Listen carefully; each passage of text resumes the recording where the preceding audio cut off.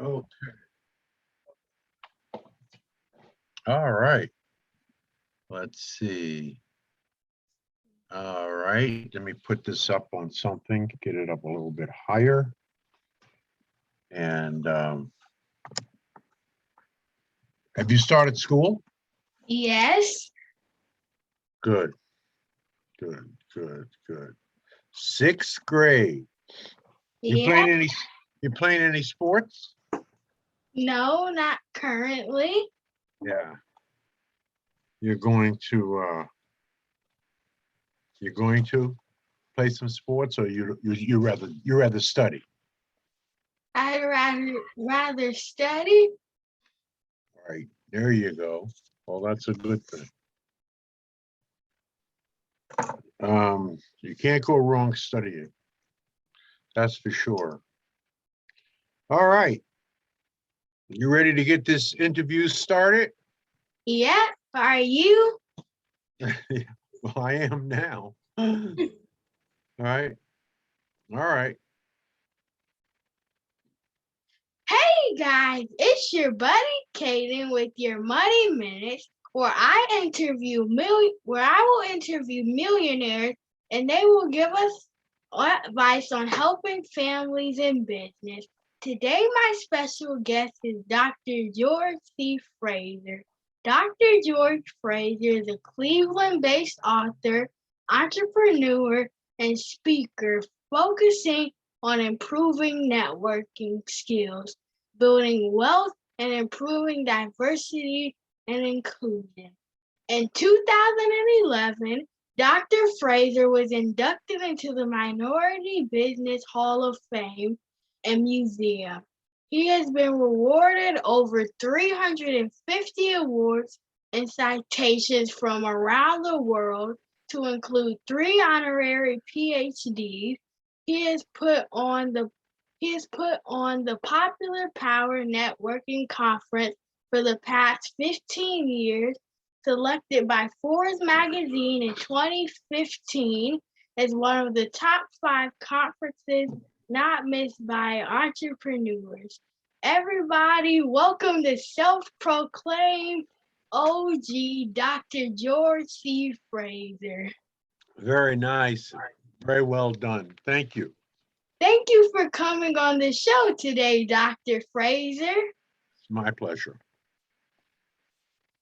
So let's start off with some questions. Dr. Fraser, being the chair of multiple charter schools, how important is it to have schools where you can utilize the curriculum outside of what the state provides? Well, I like it. I helped to co-found 2 charter schools in the urban community in Cleveland, Ohio. This was 17 years ago, and those schools are functioning, and they're better than the public schools in the inner city of Cleveland. Um, what I really like about it, to answer your question more specifically, is that yes, we must abide by the state curriculum, no question about that, so that our children can qualify to take the state exams and pass the state exams with flying colors, of which they do. But we also have the flexibility of introducing cultural thinking, to tell them more about their ancient history, their modern history, how we were building pyramids and solving complex engineering problems when other cultures were living in cages and caves, not cages, but caves. Um, African people are God's first people, and we make our 300 Black students understand that. And we civilized humankind. No, Europeans did not come to Africa, pull us out of trees eating bananas, and civilized us. That is not the truth. We civilized them. So we were doing great things 10,000 years before Christ, building pyramids, uh, 4,000 years before Christ. So I love the fact that we can teach that. We have the flexibility to teach that in our classrooms and give our young Black students a sense of self, a sense of their own history, not only their modern history, which is 400 years old, but the ancient history, which is thousands of years old. And it's very satisfying to be able to do that. Uh, they need a new curriculum that teaches Black history correctly in public schools, and I'm serving on a board, and we have published a new curriculum called Black History 365, and it covers the total span of Black people in this world, which is millions of years, and then civilizing this world, which are thousands of years old. So I feel very fulfilled and very satisfied that our work is impacting young people like you, Kate, because we got to begin with our young people. That sounds awesome. And, and I hope that the curriculum can change so that we can teach other kids about financial literacy and about Black history as well. That's right. And that's another thing we teach in our charter schools that they don't teach in public schools. And that's about money, right? Money.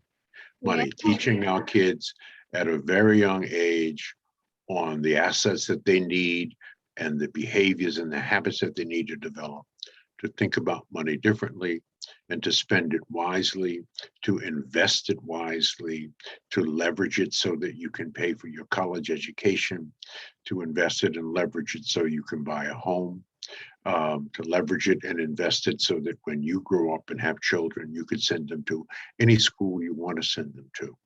So understanding money, understanding wealth is critical in achieving that objective. And again, you got to start early. We start talking about money at home, and then hopefully we talk about it in church, and then hopefully we talk about it at the kitchen table, and we talk about it in school. And so once we start doing that and getting educated about money, Kate, and getting a little bit more sophisticated about money, there's nothing that we cannot have and or achieve. Does that make sense? Yes, that sounds great. The second question I have for you, Dr. Fraser, is in your book titled Click, you talk about connecting with the right person that has 3 specific qualities: the right chemistry, the right fit, and the right timing. Can you speak about that? Sure.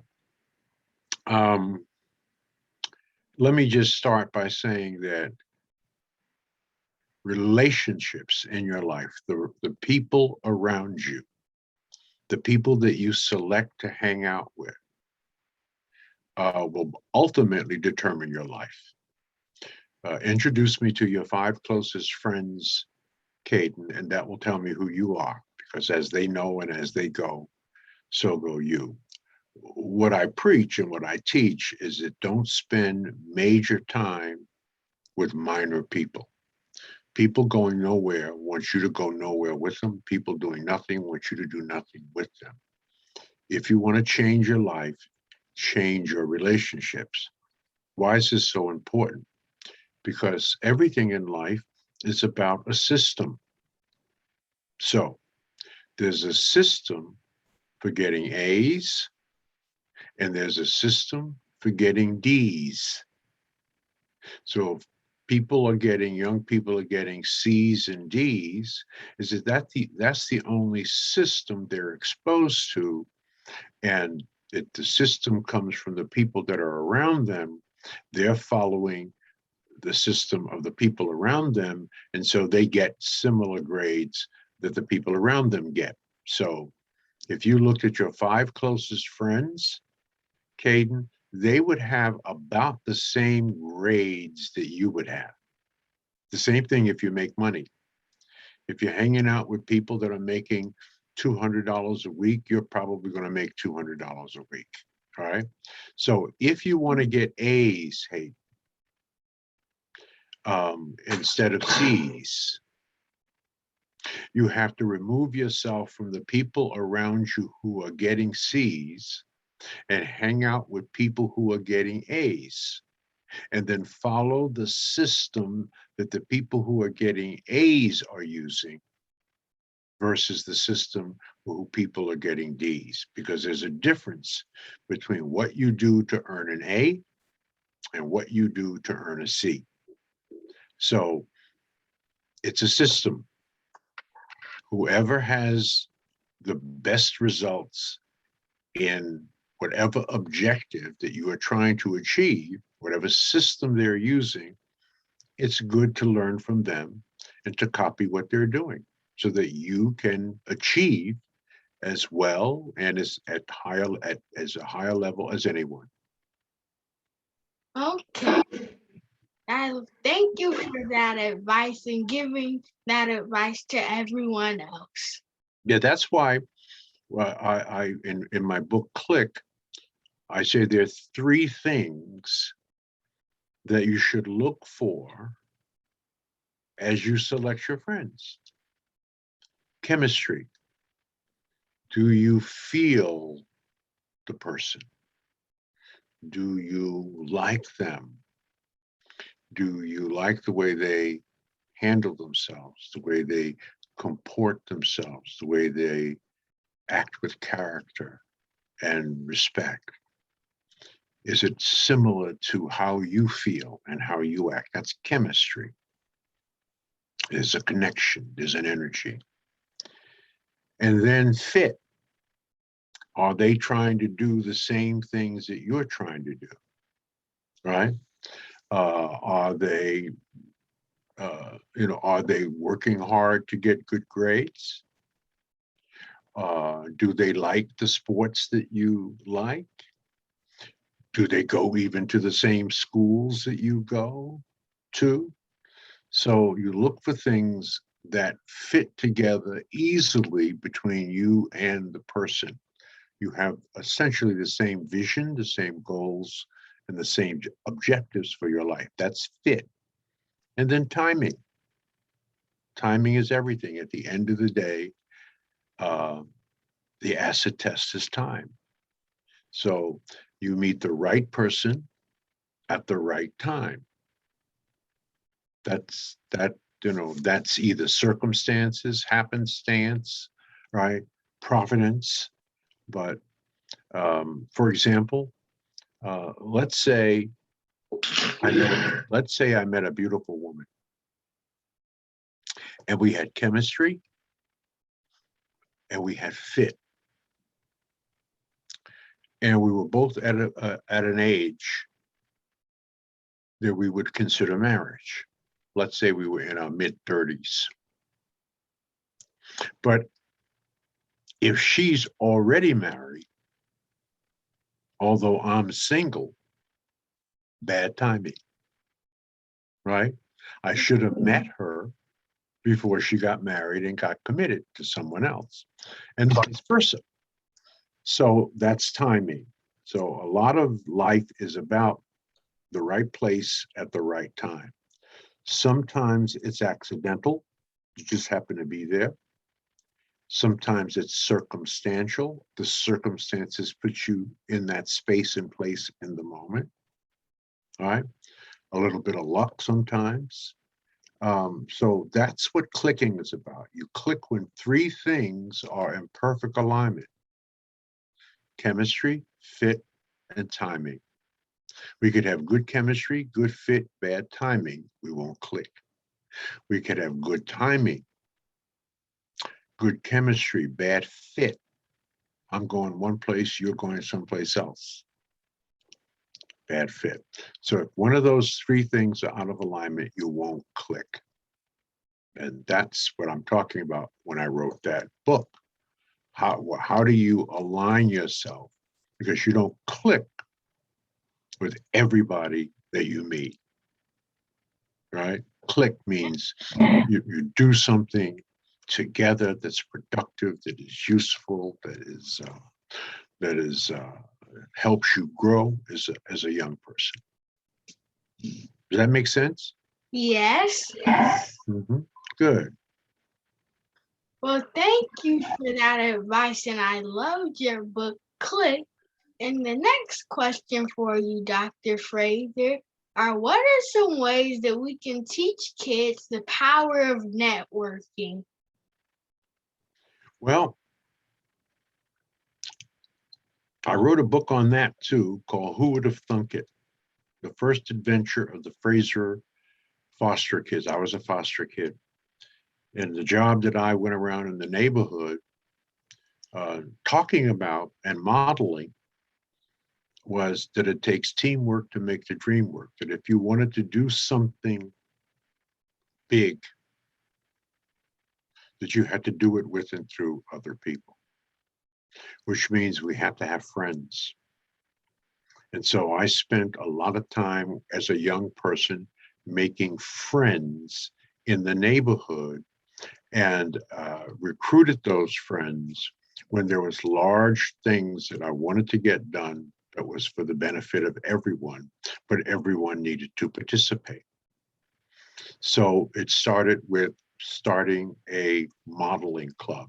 I was into building car models, right? Plastic car models with glue and paint. It was a hobby. And then I started a club of other kids that might be interested in that hobby and that we as a group could learn from each other. It's just like a mastermind group. And we could learn how to build better cars, how to customize them better. We would feed off of each other's ideas, right? And we would have fun working on our little plastic model cars and airplanes and battleships and a variety of other things together. And as we did that together, everybody improved their skills, and we had contests, and we awarded little ribbons for people who had the best examples of the things that we learned together. So it's very important to work together, even studying together, Kate. There's probably a friend that you might have, maybe two, that in a particularly hard subject, you want to come together at one person's home and spend an hour or two studying together, reading reading and then talking and speaking back to each other your impression or interpretation of what you read, right? It would be difficult for you to do that same thing by yourself. You could read, but you don't generally talk to yourself about what was meant by what you read. It's a little bit easier to do that with someone. And maybe you can do it with your parents. Maybe you can do it with friends. But friends is a good way to do it. And so we have to learn how to do that. And we have to build friendships, build relationships, be nice, be empathetic. Do you know what empathy is versus sympathy? Right? Empathy is putting yourself in the other person's position. Okay, putting yourself in the other person's position so that you could at least attempt to feel what they feel. All right. So that's my answer to the question, and I think you're very astute for asking a question like that. It's a wonderful question. Yeah. Okay. It's really important to learn about networking. But the next question I have for you, Dr. Fraser, is the profession of Black families is something you speak about often. What is your advice to Black families on raising business-minded kids? Well, what I tried to tell the many Black families that I talk to is that there are 7 assets that they should seriously consider buying their children. That wealth and the study of wealth and the management of wealth and the understanding of wealth and the tools of wealth are extremely important and are critically important if you start teaching them at a very young age, right? So let me tell you what the 7 assets are. I think parents should buy black kids. Okay? Okay.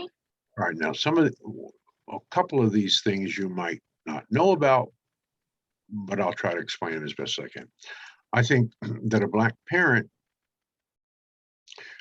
first thing they should get is what they call a custodial IRA account for their child, and then invest $1,000, let's say each Christmas, in a mutual fund.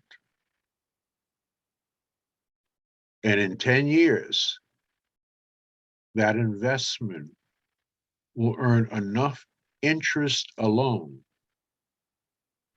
to buy your child their first home. Okay. Right. In 10 years, just the interest alone will be enough to buy your child his or her first home. That's called a custodial IRA account. Buy that mutual fund as part of that IRA account. Each Christmas, spend $1,000 on a mutual fund, and make sure that the child knows it's for him or her, and they'll have enough money to buy their own, to certainly make a deposit, a serious deposit on their first home. So that's one thing. The second thing I recommend that parents get for children, young people, is to give them a job working for them. Okay? Okay. Give them a job working for you. Both of my sons worked for me. You can start a business if you don't already have one. You can hire your kid. And even if your business is not yet earning an income, you can pay your kid and use the earnings to save for college tax-free. All right. Now, some people may call that an allowance. Do you get an allowance, Caden? Yes. Okay. That's very good. We'll talk about that in a couple of minutes. So get a job, give your kid a job working for you. And then whatever you pay your kid, right, use those earnings to save for college tax-free. Okay, so that's another asset. That's a second asset. Give your kid a job. Third asset. It's called fractional shares of stock. You can invest $20 in their favorite brands like Nike, McDonald's, Wendy's, whatever their favorite brands are. Today, you don't have to buy a whole share of stock. You can buy a fractional share stock. Let them know what stocks they have and what stocks to watch grow on the New York Stock Exchange. Give them a sense of this kind of investment with what we call fractional shares of stocks. Okay? So when they ask you for a pair of Nikes, you say, well, you're going to have to get the Nikes, and I'll get you some Nike stock. And we'll see in 20 years what your Nike sneakers are worth versus your Nike stock. Okay? Okay. So that's another thing, fractional shares. Another thing you can give your kid is good credit and helping them to understand the advantage of good credit. And if your parents have excellent credit, you can add your child as an authorized user uh, on your credit rating. But you will have to, the adult needs to monitor that. But what you want to do is to help the child understand how important credit is and how each purchase that he or she makes and how it affects your credit, because your credit will determine how much interest you pay when you loan or when you borrow money, whether you're buying a home or whether you're buying a car or whatever. So that's another asset that adults can give their children. The fifth asset is to buy your children self-help books. Now, I know your mom and dad does that for you. Now, I'm sitting in my office. You see what's behind me, right? My little library. There's 1,500 books in my library in my office. And there's 15,000 books in my home. So leaders are readers. Try to read one book a month. The average American only reads one book a year. If you, Caden, reads one book a month, in 5 years, you will have read 60 books, and the average American will have only read 5 books. You're going to be better prepared, and you are going to be smarter. So I know that you're reading self-help books. That's wonderful. And I don't know how many books you read a year or a month, but make sure you spend more time reading than you do watching television. Okay? Okay. So that's the sixth asset that a parent can get for their child. I'm sorry, that's the fifth. The sixth is business ownership. So if the parent owns an LLC or a limited liability company, they can add their child as a non-voting member to their LLC. And now the child is a business owner. Wouldn't you like to be a business owner? Yeah. Right? Right. So that's another thing. At least give them some sense of what it's like to own a business. It is an 80% better chance of a young person becoming an entrepreneur or a business owner if their parents own a business. Okay? And Okay. final asset is cash. You can call that an allowance. But I think what goes with that cash should be some instructions. I think that if you, whatever you're going to spend of the cash that you get, half of it should be with a Black-owned business so that we can recycle Black dollars. And then save the other half for new stuff and a jointly owned checking account. That's what you should have. You and your mother and your father could have a jointly owned checking account. And that shows you how to use the banking system, how to reconcile your bank account. These are all basic things that young people can learn easily at the age that you're at. So those are wonderful assets that parents can start their children off with very early in life. And finally, parents need to get their children involved in both good and bad financial decisions. You need to know what goes into decision making when it comes to your money.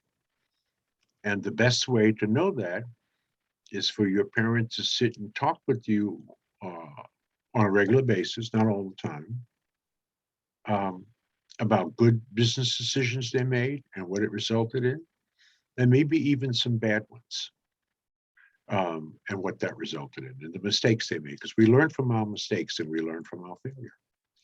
So those are what I think are the most important assets that a parent can start a young child out with. Was that helpful? Yes, it was very helpful. Thank you for all of those tips. Dr. Fraser, the next question I have for you is, what is the best way to reach out to people concerning our spending habits? Um, it's a wonderful question, Caden. And the best way is to model that you expect from the people around you, namely your friends. Be a model of that behavior, because people generally copycat. That's what they do. So if you're doing the right things and saying the right things, you're going to influence your friends, right? There's an old saying, what you do speaks so loudly, I can't hear what you say.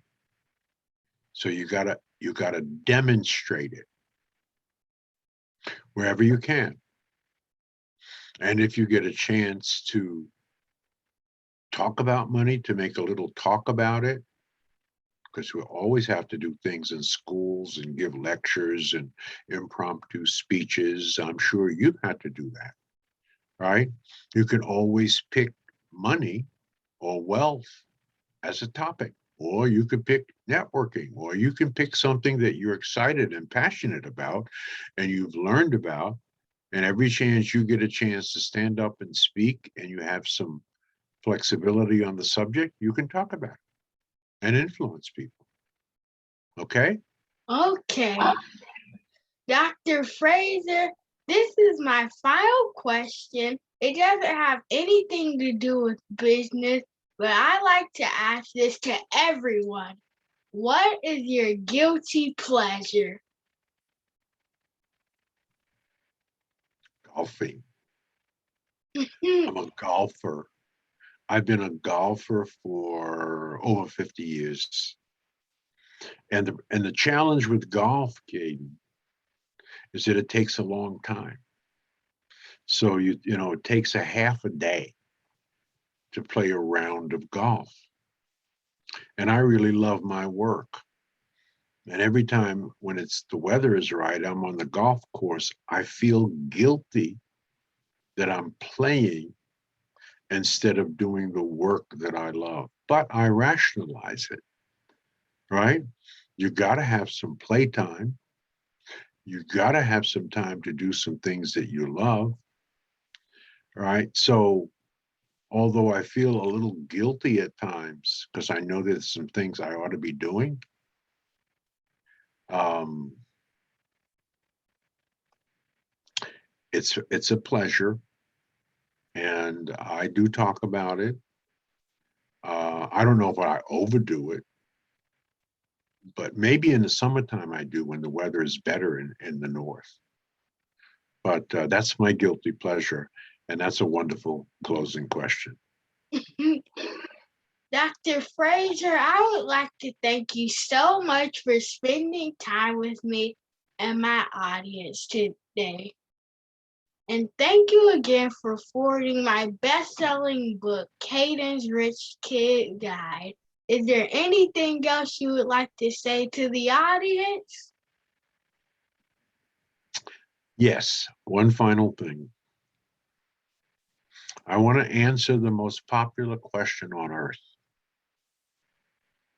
And that question is, what is the meaning of life? What is the meaning of life? The answer is life has no meaning. You, Caden, have meaning. And you, Caden, bring that to life. So it is crazy to ask that question when in fact you are the answer. You, Caden, are the meaning of life. Thank you for that. Now, guys, without further ado, remember, if Caden can, you can too. Amen.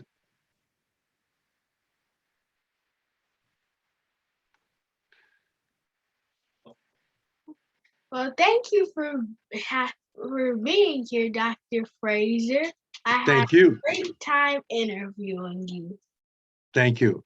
Had a wonderful time. You're a very, very, very smart young man. You've got a very bright future, wonderful parents. And any way that I can help, don't hesitate to call. Okay? Okay. Bye. Bye, everybody.